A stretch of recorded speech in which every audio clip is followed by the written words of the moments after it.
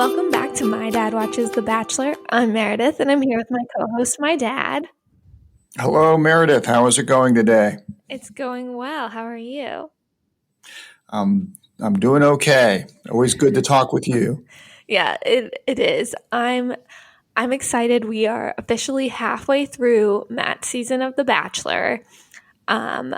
I was kind of shocked that Chris Harrison said we were halfway through because there's still way too many women there, and I still don't know the names of most of them. I have to agree with you on that, and it feels like we've been at this for a while. So if we're truly at the halfway point, that's good news. Well, I mean, we still have so much yet to come. You know, Heather Martin, as we saw on the next time on The Bachelor, I think Heather's going to make an appearance, which it seems a little late for someone to try and be coming on to the show. We get to see Tyler Cameron next week, which, I'm thrilled about. Like, we still have a lot to look forward to.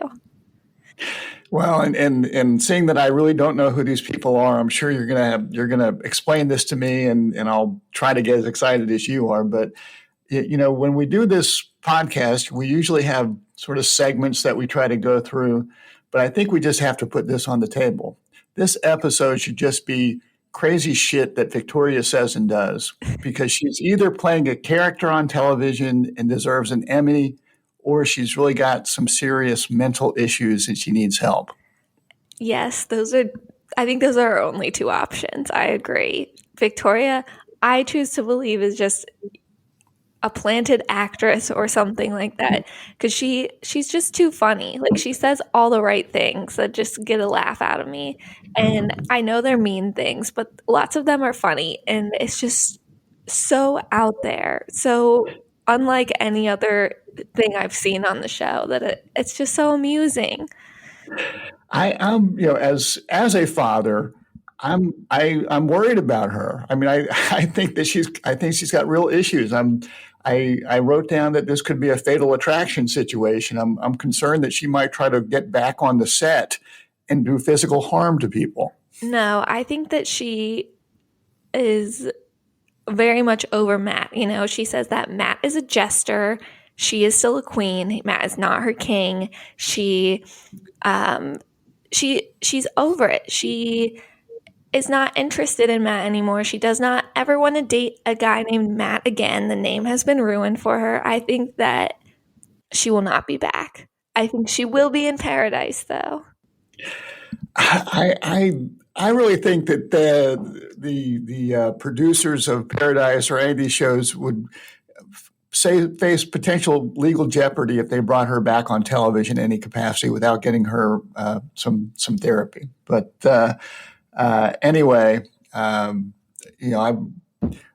I was not unhappy to see her go, because I really think she needs help. And and you're a fan of Game of Thrones, and what did the Queen in Game of Thrones do to all of her the people that she wanted to get revenge on? Didn't she blow them all up?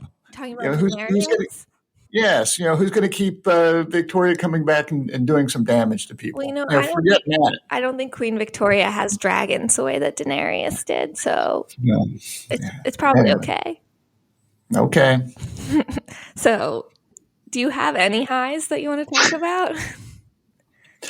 Well, I'll give kudos to investigator Matt for not putting up with the bullying. He walks Anna out, and eventually he disposes of Victoria. And I sort of did get some chuckles with all the insincere apologizing going on after Matt came in and laid down the law.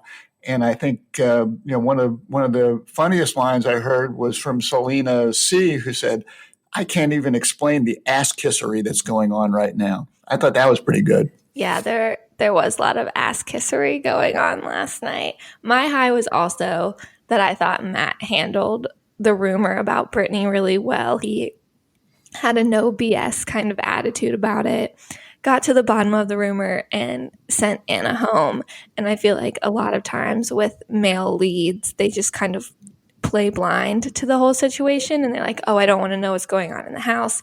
And Matt was just like, no, we're going to stop this. Like, anyone involved, like, I'm just going to send you home.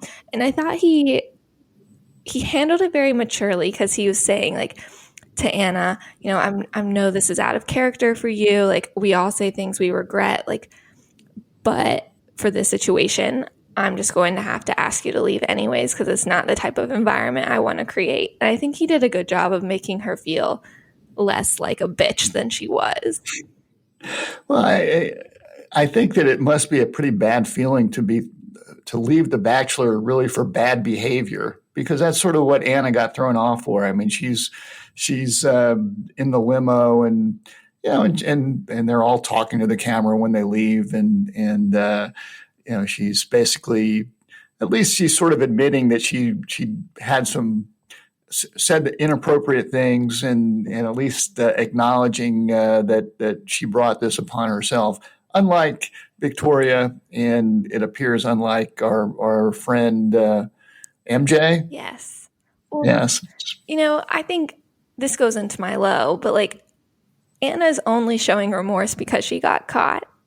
True. If Katie hadn't told Matt, if Matt hadn't brought this to the attention of the women, this would have continued the whole season. I'm 100% sure about it. I suspect you're right. And although we're giving Matt credit, I think we also have to recognize that there really should have been some clues that some of this stuff was going on before Katie or anyone brought it to his attention. He was fairly oblivious. He doesn't seem like the sharpest tool in the shed to me. Agreed. I also don't think that like the average 28-year-old male would know how to handle 20 plus women in the same room all trying to date him. I think it's a weird situation. So that's something he's never had to do before. So he doesn't know what's normal and what's not. Yeah. So for each of our little categories, I tried to come up with like a Victoria quote, and for highlights, my highlight Victoria quote this week, and I'm assuming it's our last week, since I'm assuming she won't be back either, but was when Matt was talking to Victoria, and sort of took her aside and said, "You said that Ryan was a hoe for being a dancer," and Victoria said, "Well, that was completely taken out of context." And Matt said, "I'm just curious, what context would calling someone a hoe be acceptable to be taken in?" Good answer by Matt, and Victoria really didn't have a response to that one. So I thought that was a highlight. That was amusing. I will say that my girlfriends and I, we call each other hoes all the time, and it's a very endearing term. So Victoria should have used that, but obviously she's not thinking on her feet. And perhaps she would have said that, but I don't think that that's how she meant it. I don't think she meant it in an endearing way. No, but she could have tried to play it off that way. But okay. I do think that was amusing. My only other high, and it really wasn't a high, I just only had one high and thought I needed something else. I thought Kit's cooking date was cute, staying in, getting to see Matt's house, and them baking cookies together. I like that Matt says he orders his desserts first when he goes out to restaurants. He definitely doesn't look like the kind of person that orders his desserts first. But unfortunately for Kit, I don't think she's really going to make it that far, considering her one-on-one date was like a solid 5 minutes long. Yeah, and I sort of thought it was a high that Matt was dusting and cleaning the house before his date with Kit. And I was scratching my head saying, what kind of resort is this when you have to dust and clean up your own digs before your date shows up? I'm assuming he's probably got a little help there. Yeah, I would think so too. He doesn't seem like he would be the dusting type of guy. I don't know many guys that are the dusting kind of guys. We're like, I'm going to get the underwear off the floor kind of guy. Good. Yeah, that's more than I've experienced with some guys. So I'm good with that. Okay. We ready for the lows? Yeah, the only other thing is, I do enjoy like the group dates, like the farm where the girls are getting all dolled up and trying to look cool, and then they're forced to shovel manure or something like that with dirty farm animals. That always gives me a good chuckle as well. Yeah, it does. That date didn't look the most fun to me, but I liked the part at the end, the little like blooper reel where they were playing running of the goats and they had to tie buckets of goat feed to their bodies and try and look for a golden horseshoe in a haystack while the goats were eating out of their pants. It was amusing. Always fun. Always fun. All right. What sort of lowlights do we have? Okay, well, we've already talked about Anna. I put that she was fake AF. She's only showing remorse because she got caught. And also the Victoria apology tour. I thought it was amusing, but also fake. Victoria was very happy to throw Anna under the bus. Like, as soon as Matt had that conversation with the women and they all started talking, Victoria's like, oh, yeah, he's definitely talking about Anna. Anna did this. It was all Anna. And that wasn't great. But my big low, like, Matt was doing so well sending all the mean girls home, and when he talked to Victoria, he was also doing pretty well, except for when he dropped the bomb that Katie was the snitch. No one knew that Katie was the snitch, and then Matt just had to go and blurt it out. He's ruined Katie's anonymity, and now all the girls are going to hate her. Yeah, probably. I mean, he said it to Victoria. Victoria wasn't with us for much longer, but I suspect you're right. It's probably going to get out, and from the previews for next week, it certainly appears like it gets out. Yeah, that's not great. What are some of your lows? Well, one low, Matt was talking, I think, to Ryan, saying that this isn't the toxic environment that he's trying to create. And it just sort of took me aback because it struck me as this is exactly the type of environment that the producers of this show are trying to create. So Matt can say whatever he wants, but I think the producers are running around rubbing their hands gleefully, saying this is the sort of mess and poisonous atmosphere that brings in the ratings. I think that they're very pleased, which that sort of makes me sad. So I put that as a low light. Yeah, that's fair. Victoria's understanding of the word malicious I had as a low light because she kept, is Ryan the one that was the Puerto Rican beauty queen? That's Catalina. Okay, Catalina. So, during her apology to her, she said, "Sorry, I stole your crown. It was silly, not malicious." Ha ha ha. And then I guess when she was talking to Ryan about cheering for the OG, which I guess that's the old guard, the girls that have been there. I'm always playful. I'm never malicious, and she was so good at striking the wrong notes. She is very good at that. But I do want to talk a little bit as a low light about Matt and Rachel's date. Rachel got to go on the pretty woman date where Matt treats her like a princess. She tries on all the clothes. She gets to keep all the clothes. She gets new shoes and everything. And at the dinner portion of the date, Matt and Rachel tell each other that they're falling in love with each other. And as soon as they said that, my roommate and I are watching with each other and we're like, wait, pause. Did they really just say that? Like, they don't know each other. This is week 5 and her first one-on-one date. Like, this doesn't make sense. And then Kit says like a similar thing to Matt during her one-on-one date. And it feels too early to me. And I didn't like it.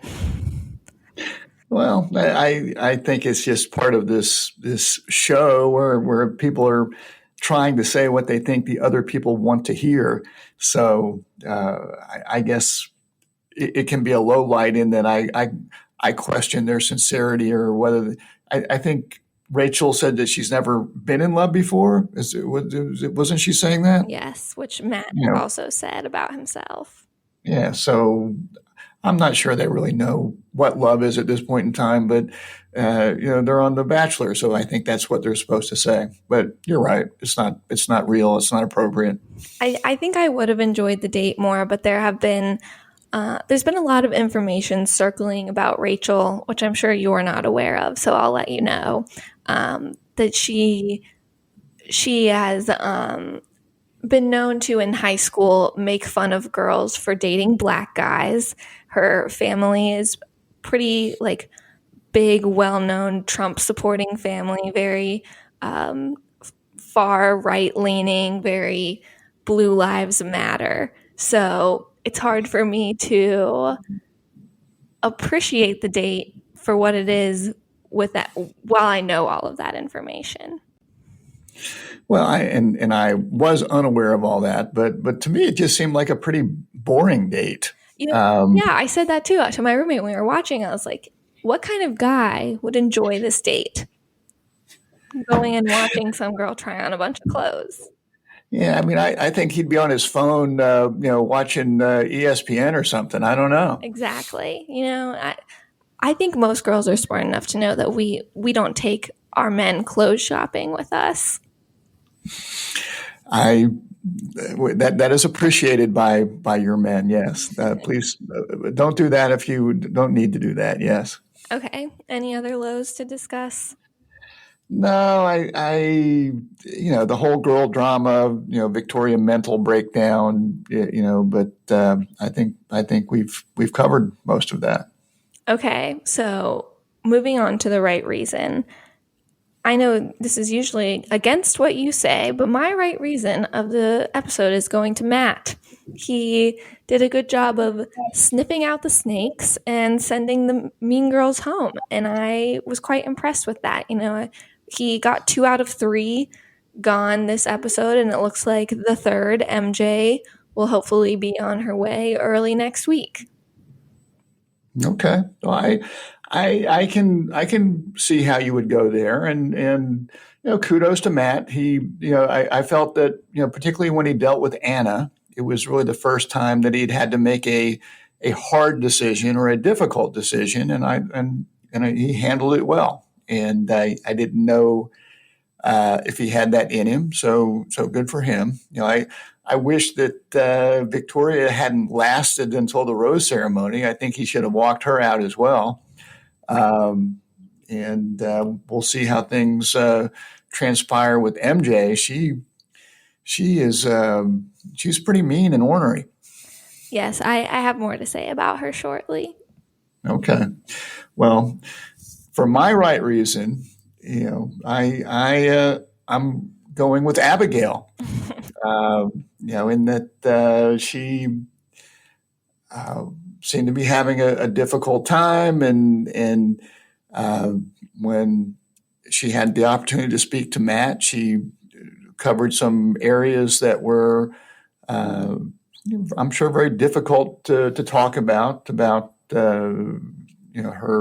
her hearing issues and the fact that her children may well be born with hearing issues, and sort of, it appeared that she wanted to be upfront with him about that if things transpired that way, that could be an issue. And they sort of both shared their stories about growing up without a father, and I know people get brownie points for being vulnerable and sharing that sort of stuff, but she's just struck me throughout this process as being more sincere than most of the people on this show.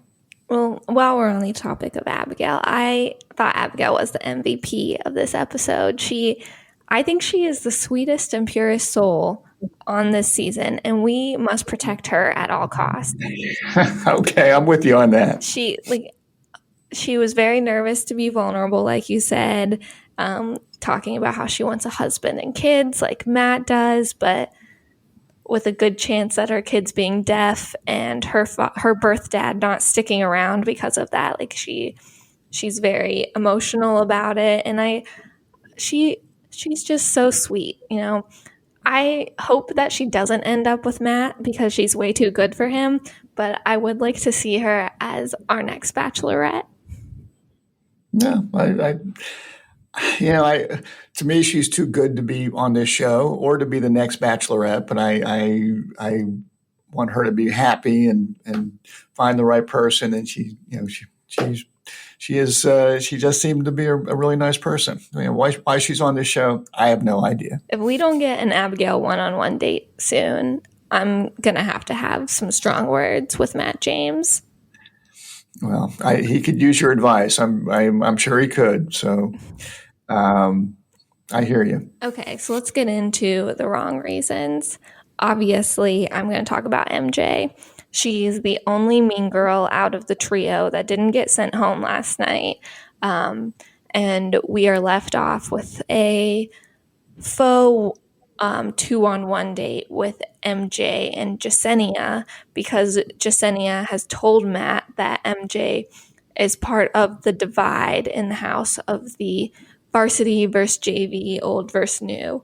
And MJ just refuses to believe that she is part of that vibe. You know, she says that she preaches unity and peace. And as she's saying that she preaches unity and peace, she's just like spitting fire at Jasenia's face. Like she seems like a very aggressive person. And I think that she's pretty delusional if she thinks she isn't one of the girls creating a divide. Like, I think in the last 2 weeks, we realized that she was definitely one of the mean girls, one of Victoria's minions, and she just handled the situation so poorly. Yeah, she's terrifying. Yeah, I hope that Matt recognizes that, um, and I thought Jasenia made a very good point when she was talking about her MJ's many faces. The face in front of Matt, the face in front of the camera, and then the face when the camera is off. But the camera is never off, so we get to see most of the stuff going down. So I hope that MJ is not going to be with us much longer. She's a pretty we use the word toxic too much, but she's so toxic, she's so aggressive. I wouldn't want her around. Yeah, so do you think that Matt's going to pick Jasenia then over MJ? I'm not sure if he's going to have either of them on that long, but yes, we'll give Matt the benefit of the doubt and think that MJ is going to be leaving first. I agree. I think that Matt's been doing a good job of being able to tell who are the mean girls, and I think that that will continue with this little 2-on-1. Well, for my wrong reason, I'm picking Kit because after watching her one-on-one date, she was talking about her family and her upbringing and her famous mother, and I'm not sure who her famous mother is. I know she's the apparently somebody in the fashion world. I don't know, and she's talking about she's grown up on red carpets and riding in Bentleys, and she really hasn't been in touch with her emotions. And I'm just watching this, and as I'm hearing it, she's looking more and more like a young girl, and because she's 21 years old, she's really she might have had some interesting experiences on the red carpet, but I don't think she's had really much life experience. And Matt looks like a grown man, and you know, Kid is crying about not having found a romantic partner, but she's 21 for goodness sake. Meredith, you're 25. If you had come home with someone at 21, I would have been very skeptical. So, I yeah, to did me, come home with someone at 21. and you're not with them now. So, uh, I'm just to me, she is not ready to be married. I almost feel like her mom said, "All right, we can go to the French Riviera, or you can go on The Bachelor. What do you want to do this summer, or this fall?" And he said, "I'll go on The Bachelor," and mom wrote a check. So I just don't think Kit is ready. So I'm giving her the wrong reason. I don't think she's ready either. And she was making all these comments about how like she has trouble like opening up and finding a romantic partner, and like she needs someone who's going to help her open up and fall in love. And since she is only 21, it's like you have a lot of life still to experience. I'm only 4 years older than that, but like the difference between a 25-year-old Meredith and 21-year-old Meredith is quite large. And so I don't feel very bad for her when she's all crying about how she can't get an emotional romantic connection going on with anyone. But Yeah. I think that she seems a lot more mature than some 21, 22, 23-year-olds that we've had on the show before. Like they're not talking about her age or their age gap or anything like that. Like she can hold a good conversation with Matt. Like she doesn't stick out from any of the other girls as being immature or too young. So I disagree with you. I don't think it's wrong reason necessarily. I don't think that she is Matt's future wife, but I've been impressed with her as a 21-year-old on the show. Well, at least she didn't say, cookies. My butler usually does that, so that was good. So, and I did write down a few Victoria wrong reason quotes, just to have. So, when she said, "I'm the perfect person to be Matt's wife. I don't want to be annoyed, but I am." Ugh, I like that. And then she was saying, "I make the house toxic. That's completely crazy." And then when she was leaving, she said, "The whole house is going to feel like bleep. I brought so much joy." So she is not living in our reality. So yeah, but she might be living in a better reality. Our reality is not great these days. Maybe this is how she copes. We need to get her help. I know. I think that being in Victoria's reality would be fun for a few days. All right. That's all I got. Okay. Well, before you give us some fatherly advice to wrap up, we need to give the people what they want, which is our Super Bowl picks. All right. Well, I'll go first. I'm going with the young gun. No. I'm going with the Kansas City Chiefs. I just think their offense is too good, and they will outscore your Tampa Bay Buccaneers. Okay, well, I'm going with the Bucks. I could never go against my man Tom. He's way too hot, and I love him too much. So I guess we'll be cheering for different teams. We can discuss next week who's right, and it'll be me. But I'm disappointed in you, Dad. Well, part of being a dad is to try to keep you in reality as well. So I'm got to be upfront with you. Got to be honest with you. Okay, that's fine. All right. Any fatherly advice to wrap us up? Well, I always find a few things. So number one, and I say this with a degree of seriousness, that there is nothing wrong with getting assistance for your mental health and seeing a professional. Particularly in the time of a pandemic, you should be taking care of yourself and reaching out for help if you need it. So, Victoria, please do that. I would say be careful about being catty and talking about people. I always sort of have a internal lesson of if I'm going to send out an email, I always want to think about it in terms of if the person that I would least like to read this email reads it, how much trouble would I get in? So if you're on a TV show with cameras all over the place, I think you need to be thinking about what you say because it's all being recorded. And whether it comes up on the show or when the show airs, you're going to look pretty bad. So you got to be really careful about talking about people. And use that for your email or your text or whatever as well. Just let's be a little bit nicer out there. And finally, I would say if you're on a date with 8 or 9 of your girlfriends or boyfriends, don't sort of take one of them off the side and start making out with them. It's really bad for morale. So, Matt, you need to be careful there. Yeah, I think our listeners will definitely take that into consideration next time they're on a date with 8 or 9 of their boyfriends or girlfriends. Well, that's what I'm here to help with. All right, well, if you have any questions for us, you can always reach out to our email, mydadwatchesthebachelor@gmail.com, or DM us on Instagram, now that we all know what DM means, right, Dad? That's right. That stands for direct messaging. Yep, there you go. See, we're both learning things today. That's why I hang out with you kids. We keep you young. That's right. All right, well, join us next time as we discuss more of Matt's season from the right perspective and my dad's.